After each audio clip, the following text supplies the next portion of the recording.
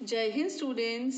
Class 11 miscellaneous exercise 8 binomial theorem बच्चों चल रही है अपनी, और आज हम आ चुके हैं मिसलेनियस एक्सरसाइज के क्वेश्चन नंबर 7 पर।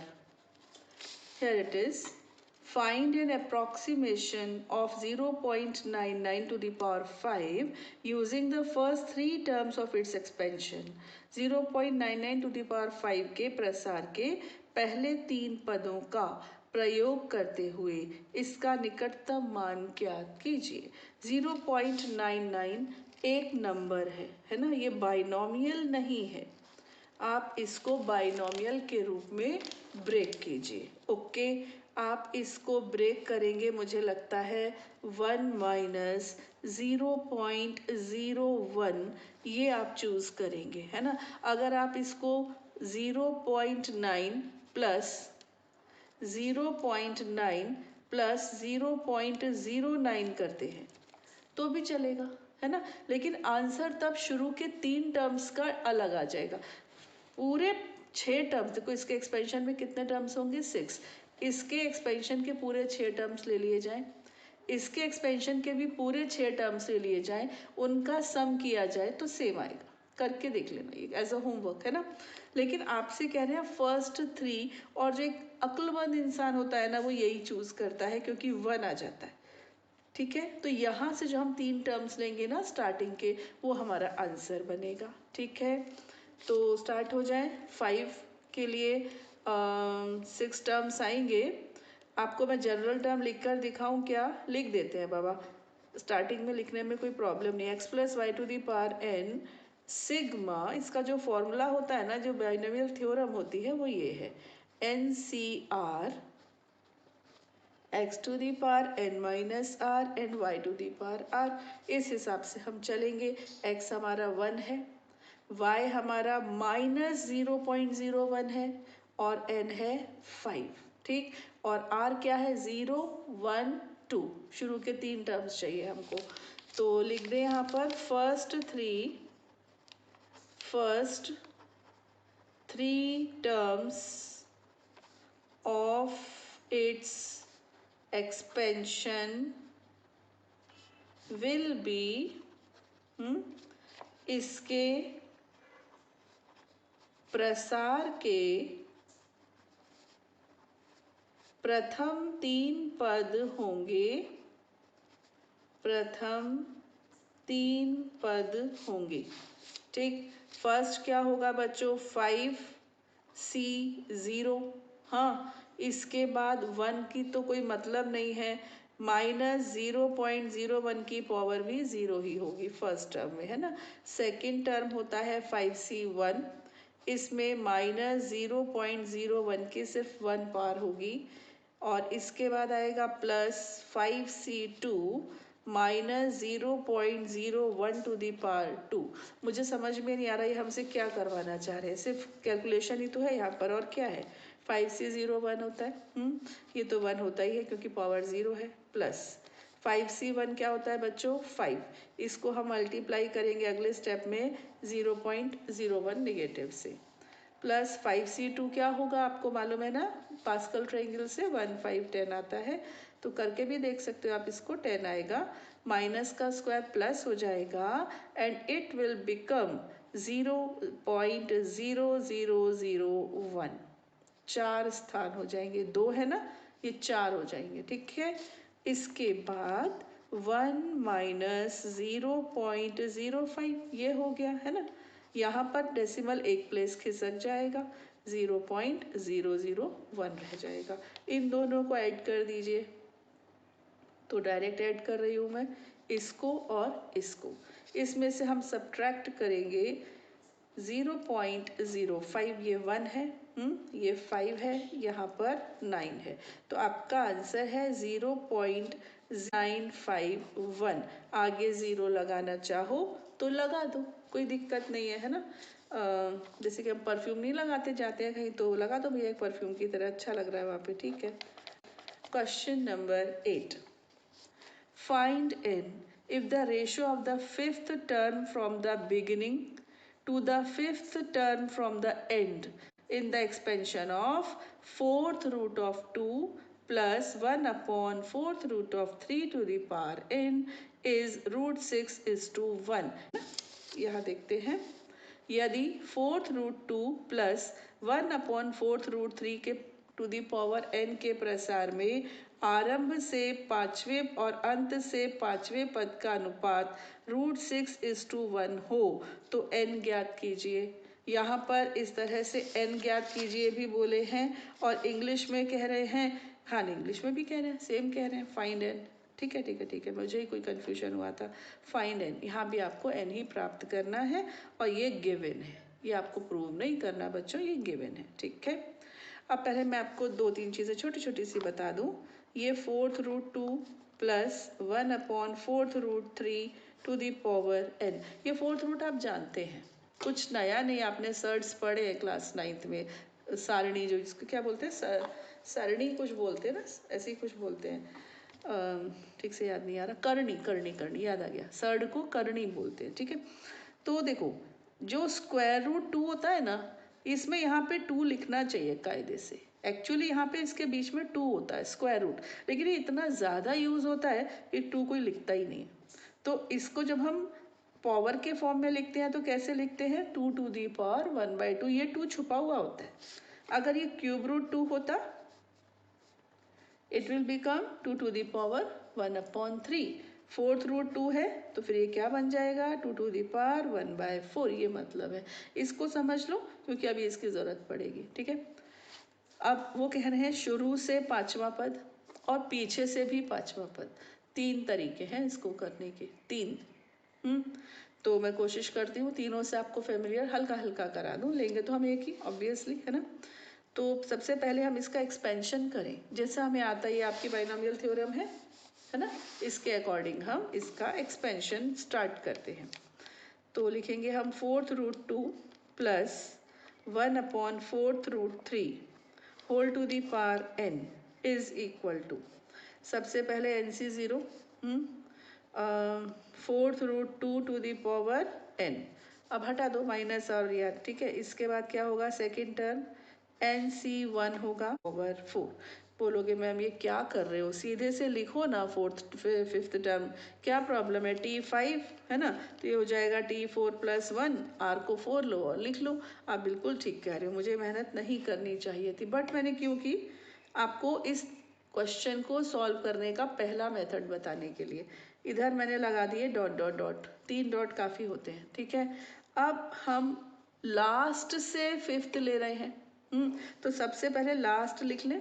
लास्ट क्या होगा, LCN 1 upon fourth root 3 to the power n। इसके जस्ट पहले वाला क्या होगा, यह होगा 1 upon fourth root 3 to the power n-4।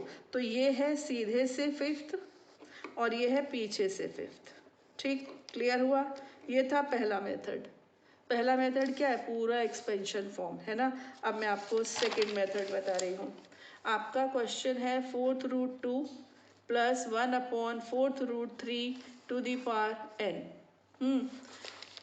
Second method बच्चों ये है कि आगे से फिफ्थ तो T5 हो जाएगा, यानी कि T4 + 1 सिंपल कर लेंगे, है ना। पीछे से फिफ्थ निकालने के लिए इनको उल्टा कर दो, यानी कि इसको कैसे लिख दो, 1 upon fourth root 3 plus fourth root 2 to the power n और फिर T5 निकाल लो, एक ये तरीका है। ठीक है, लेकिन हम कौन सा मेथड ले रहे हैं वो देखो, हम यहाँ से अपना सवाल स्टार्ट कर रहे हैं। ठीक है, ये हमारा फाइनल मेथड है, fourth root 2 plus 1 upon fourth root 3 whole to the power n। Got it, ऐसे। अब यहाँ पर लेंगे fifth term from the beginning, ये हमारा फाइनल मेथड है। ठीक है, तो ये हो जाएगा T5। ठीक, T5 क्या हो गया, T4 + 1, है ना। तो T4 + 1 से क्या होगा, ये NC4। ठीक, और फिर क्या होगा, fourth root of 2 to the power n-4 and 1 upon fourth root 3 to the power 4। ये आ गया बेटा fifth term from the beginning. Hindi वाले क्या लिखेंगे, शुरू से पांचवा टर्म या पहला पांच मतलब शुरू से पांचवा टर्म, पांचवा पद, ठीक है। अब लिखेंगे fifth term from the end.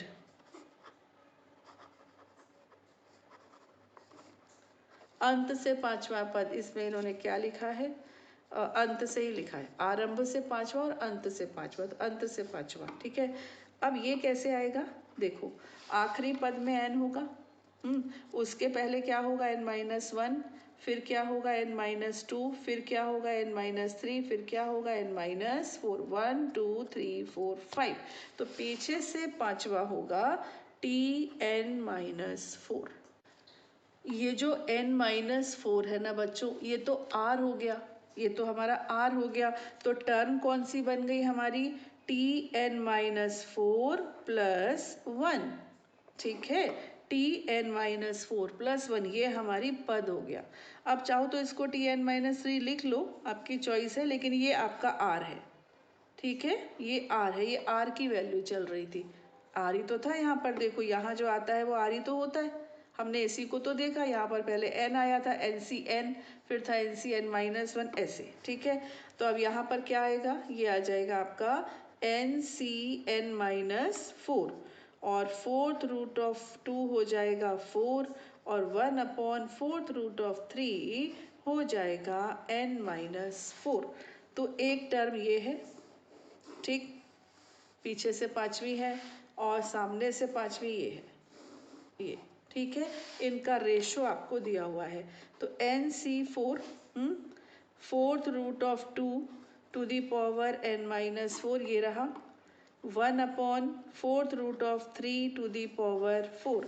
ये सवाल जितना उलझा हुआ दिख रहा है ना उतना है नहीं, वो तो 3 मेथड बचाने के चक्कर में बड़ा हुआ, डायरेक्ट एक मेथड लेते तो बड़ा नहीं होता। Whole to the power n-4।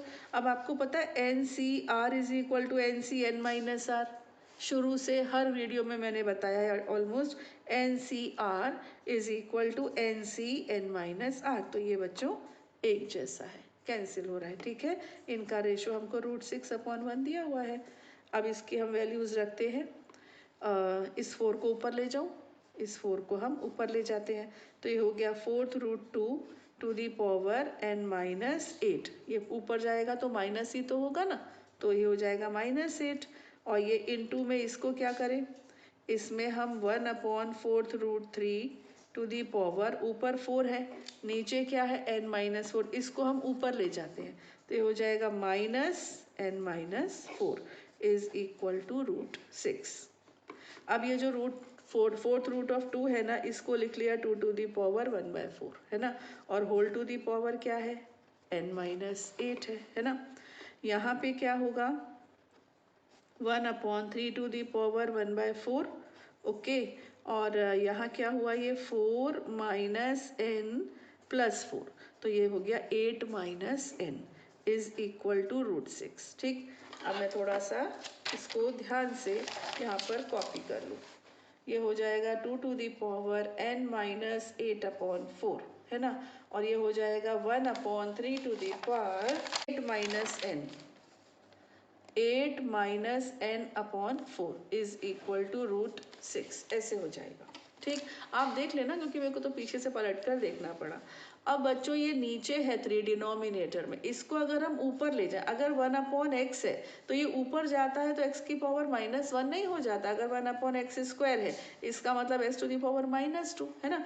अब ये चीज़ जब ऊपर जाएगी तो निगेटिव हो जाएगी, तो 2 to the power n-8/4 into ये ऊपर गया 3, तो ये हो गया -8, ये निगेटिव हो गई, 8 n/4 ऐसे हो गई, -8 n, ठीक है, is equal to √6। Now 2 to the power n-8/4 into 3, बच्चों इस माइनस को अंदर मल्टीप्लाई किया तो क्या हो गया -8 प्लस n, यानी कि n-8/4 इज इक्वल टू √6।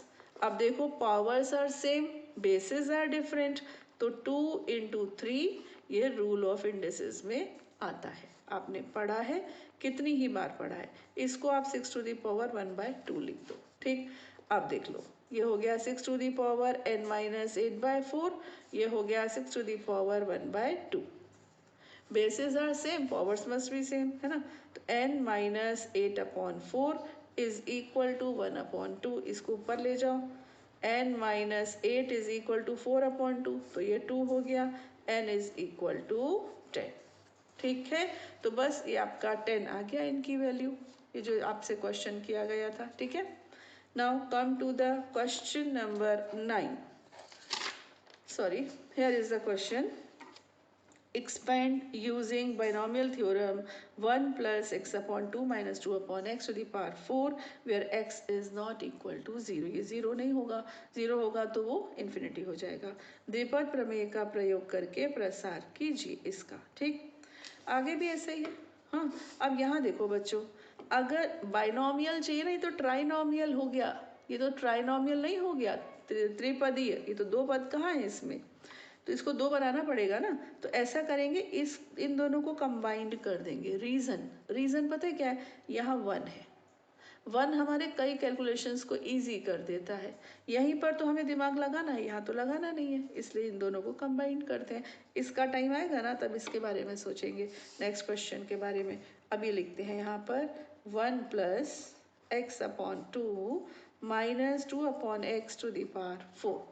क्या करना है मुझे, प्रसार करना है। ठीक, इसको मैंने ऐसे बार ब्रैकेट लगाया, इसको बार ब्रैकेट कहते हैं बच्चों, it is the smallest bracket. हाँ, ये बार ब्रैकेट है। शुरू हो जाओ।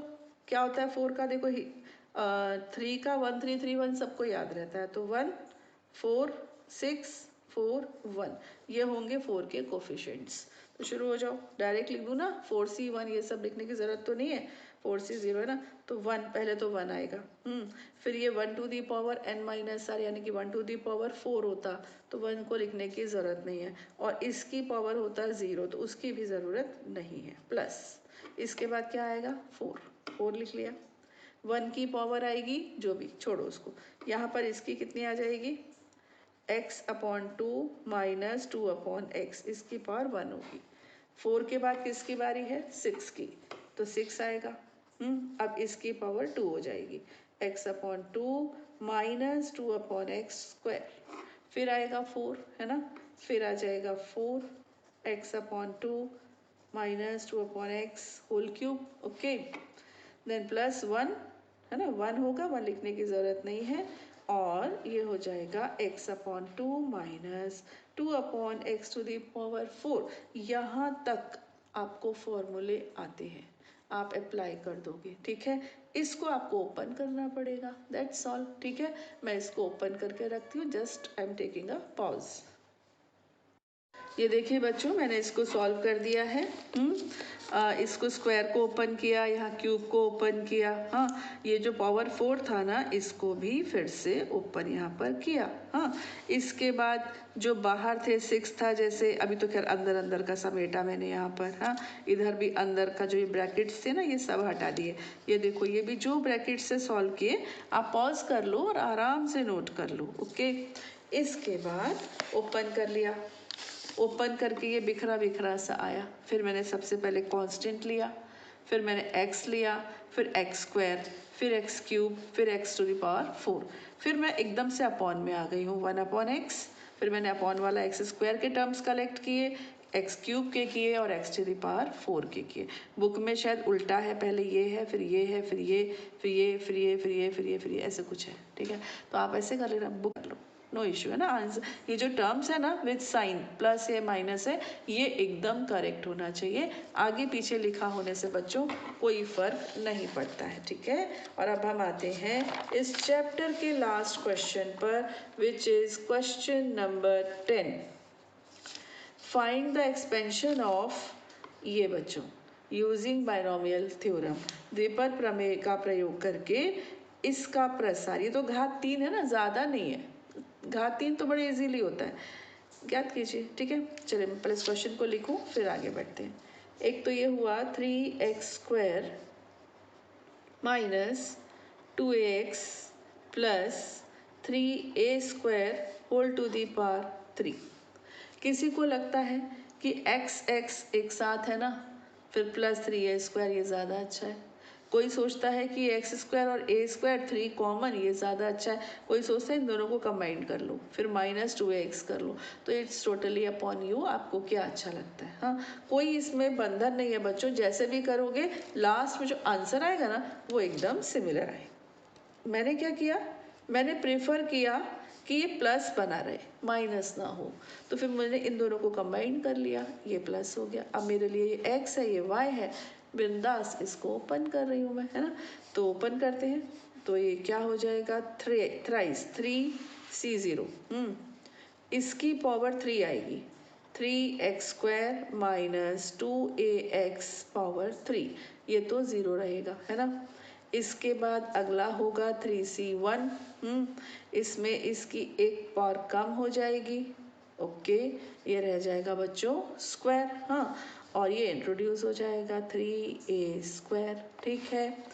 इसके बाद प्लस 3c2, इस बार इसकी एक ही पावर रह जाएगी और इसकी 2 हो जाएंगी ऐसे, लास्ट में 3c3, ये पूरा का पूरा गायब हो जाएगा और ये 3a² हो जाएगा, ठीक है।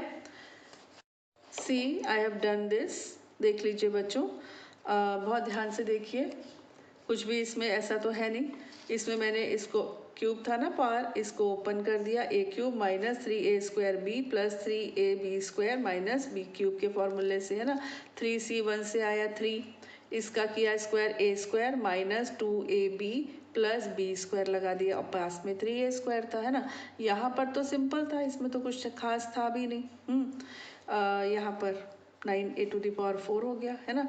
और ये लास्ट टर्म था 3c3 वाला a³ वाला, तो ये एज इट इज रहा, क्योंकि 3c3 तो 1 होता है ना। इसके बाद बच्चों मैंने पहले ब्रैकेट्स को अंदर सिंप्लीफाई किया, इसमें तो ब्रैकेट हट ही गया सिंप्लीफाई होने के बावजूद बाद में, और 3a² और 3 को मल्टीप्लाई किया तो 9a² हो गया, और ये जो अंदर था ये थोड़ा सिंप्लीफाई हो गया, है ना। इसके बाद ये 3 और 9 मल्टीप्लाई हो गए 27a⁴, और ये ब्रैकेट आ गया, है ना, प्लस 27a³। इसके बाद सभी ब्रैकेट्स हटा दिए गए, हाँ। उसके बाद लाइक टर्म्स को कलेक्ट किया, ऐड हो रहे तो ऐड किया, सब्ट्रैक्ट हो रहे थे तो सब्ट्रैक्ट किया, ठीक है। तो ये आपका फाइनल आंसर है। और इस तरह से आज बाइनोमियल थ्योरम का चैप्टर कंप्लीट होता है, चैप्टर 8 कंप्लीट होता है बच्चों। कोई प्रॉब्लम हो तो आप मुझे कमेंट बॉक्स पर लिख कर ज़रूर पूछिएगा, और मिलते हैं अपने नेक्स्ट वीडियो में नए चैप्टर के साथ। तब तक के लिए जय हिंद।